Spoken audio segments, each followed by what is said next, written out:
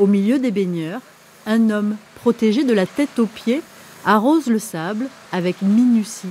Il est en train de le désinfecter. Tout le monde est prié de plier serviette.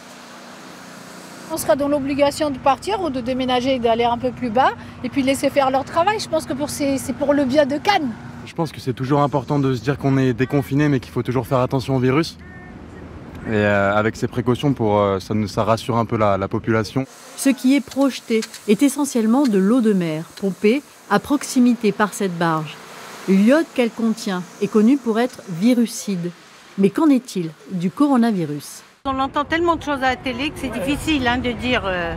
Il y a trop de choses qui passent à la télé. On ne sait plus ce qui est bien et ce qui n'est pas bien. Mais enfin, ça ne peut pas faire de mal. L'Ifremer fait actuellement des recherches. Elle estime que le risque de propagation au milieu marin est réduit. Mais il n'existe pour l'instant aucune preuve scientifique. Les pieds nus, eux, vont bientôt aller et venir entre la mer et les terrasses des restaurants. Alors, les propriétaires ont décidé de les aseptiser. On va commencer partout où les gens vont pouvoir poser leurs mains et vont intervenir, et partout où on va avoir du passage.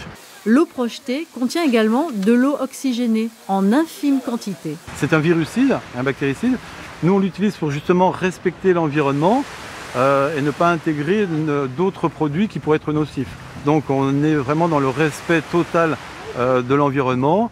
En tout, ce seront 7,5 km de littoral qui seront désinfectés.